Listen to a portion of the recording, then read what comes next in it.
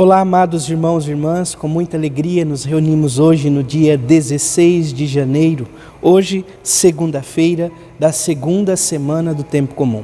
Somos convidados, amados irmãos e irmãs, a nos reunirmos na presença do Senhor. O Tempo Comum é para nós este itinerário formativo, esse itinerário de conhecimento, esse itinerário onde vamos nos fazendo cotidianamente discípulos, discípulas de nosso Senhor Jesus Cristo, aprendendo por sua palavra, por seus sinais, enfim, por todos os seus gestos. Então, que nos façamos caminheiros juntos ao Senhor. Você que está chegando agora ao canal do YouTube de nossa paróquia, eu te convido a se inscrever, a deixar o seu like, o seu comentário. Compartilhe esse vídeo com alguém que você conheça, para que o Evangelho de nosso Senhor Jesus Cristo alcance mais corações. Iniciemos este momento em nome do Pai, e do Filho, e do Espírito Santo. Amém. A graça e a paz de nosso Senhor Jesus Cristo, o amor do Pai e a comunhão do Espírito Santo esteja sempre convosco. Bendito seja Deus que nos reuniu no amor de Cristo. O Evangelho de hoje, amados irmãos e irmãs, se encontra em São Marcos, capítulo 2, versículos 18 a 22. O Senhor esteja convosco, Ele está no meio de nós. Proclamação do Evangelho de Jesus Cristo, segundo Marcos. Glória a vós, Senhor. Naquele tempo, os discípulos de João Batista e os fariseus estavam jejuando. Então, vieram dizer a Jesus: por que os discípulos de João e os discípulos dos fariseus jejuam, e os teus discípulos não jejuam? Jesus respondeu: os convidados de um casamento poderiam, por acaso, fazer jejum enquanto o noivo está com eles? Enquanto o noivo está com eles, os convidados não podem jejuar. Mas vai chegar o tempo em que o noivo será tirado do meio deles. Aí então eles vão jejuar.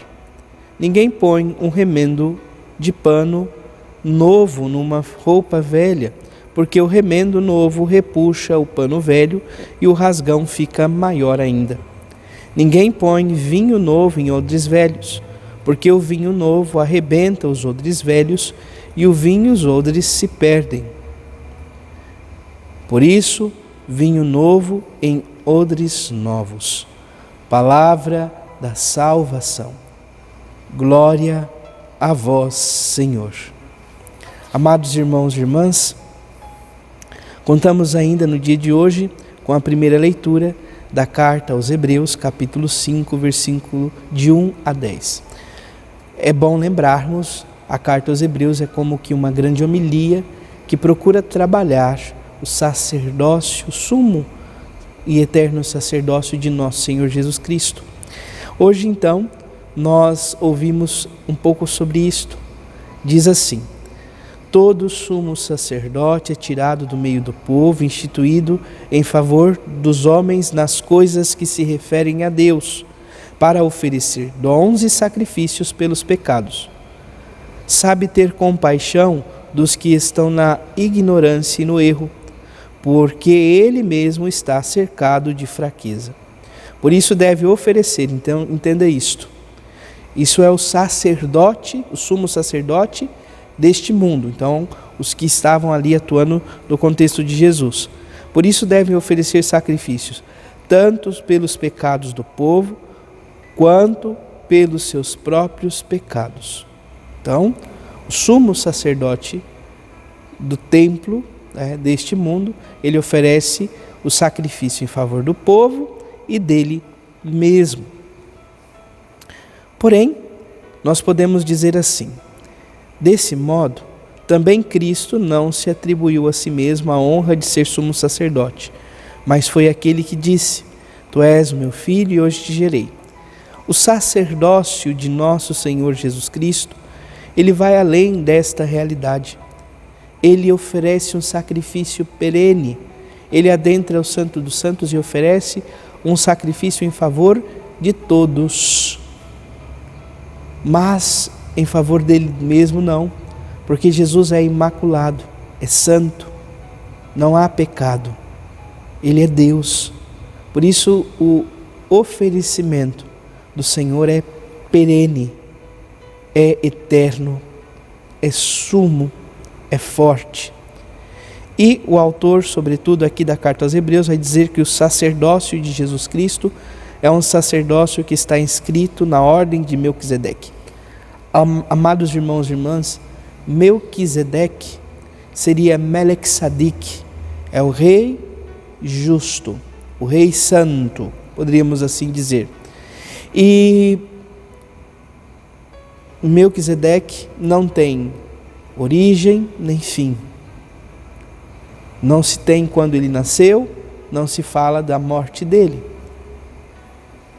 Jesus é, de fato, de forma concreta, esta imagem de Melquisedeque.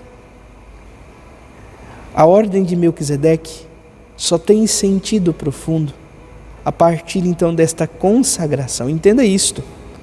Não foi a ordem que constituiu Jesus sacerdote, mas foi Jesus que constituiu e consagrou o sacerdócio de Melquisedeque, que ofereceu então dízimo, para ali na presença de Abraão, enfim. Jesus consagra esta ordem para que todo sacerdócio ministerial que fora instituído por ele mesmo pudesse então participar deste sacerdócio. O Salmo 109 traz como resposta: Tu és sacerdote eternamente, segundo a ordem do rei Melquisedeque. Isto é uma afirmação para todos os sacerdotes. Nós somos sacerdotes eternamente, segundo a ordem do rei Melquisedeque. Tal como o batismo, amados irmãos e irmãs, a ordem imprime caráter, que não pode ser dissolvida. Assim como o batismo não pode ser desfeito, a ordem também não. Uma vez padre, padre eternamente. O Evangelho, por fim, de São Marcos, amados irmãos e irmãs, fala dessa realidade do jejum.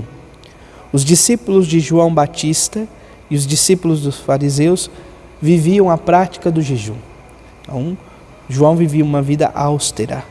Os discípulos dos fariseus procuravam observar a lei nesse contexto e viviam esse preceito, então, do jejum.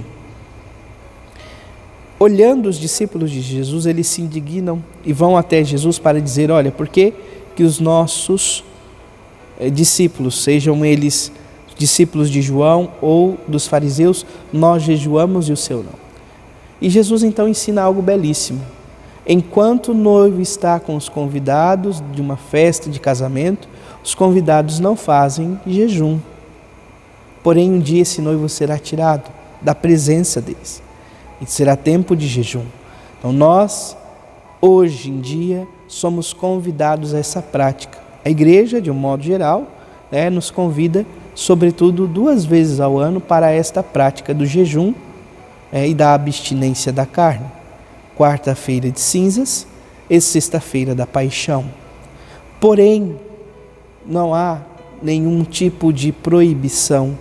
Aqueles que procurarem, quiserem viver esta realidade, uma vez ou outra, mesmo que não seja na quarta-feira de cinzas ou na sexta-feira santa. Logo em seguida, o Evangelho nos fala de 2 imagens. A imagem do tecido, do remendo novo em tecido velho, do repuxão que rasgará. Então, remendo novo em roupa nova. Logo em seguida, Jesus fala do odre novo e odre velho. É importante tomarmos consciência do que seria odre. Odre, amado irmão ou irmã, é um cantil que era muito usual para quem caminhava no deserto, enfim, que fazia as caminhadas, seja de camelo ou muitas vezes a pé. Um cantil de couro que usava, muitas vezes eles utilizavam para água ou para o vinho, ali para conservar o vinho. E o vinho, amados irmãos e irmãs, ele tem, poderíamos dizer, um processo de maturação, de chegar ao auge, ele ainda continua vivo. Então ele muitas vezes entrava em processo de fermentação. O odre novo é capaz de segurar então essa realidade então da fermentação, de tal forma que não venha romper. Odres velhos, por sua vez, rompem-se facilmente. O que isso significa para nós, essas imagens? Em nossa vida, amados irmãos e irmãs, precisamos preparar a nossa vida e o nosso coração, suplicando a graça de Deus para que sejam como odres novos, para que a graça de Deus seja derramada sobre nós, para que a graça de Deus possa vir e permanecer, estar conosco. Poderíamos dizer que essa imagem, de uma certa forma, fala da unção, da devoção que vem de Deus. Que o Senhor nos ajude, nos conceda esta graça, que a prática do jejum, da abstinência, nos ajude a fortalecer o odre, do nosso coração, para acolher este vinho novo que vem de Deus. Louvado seja nosso Senhor Jesus Cristo, para sempre seja louvado.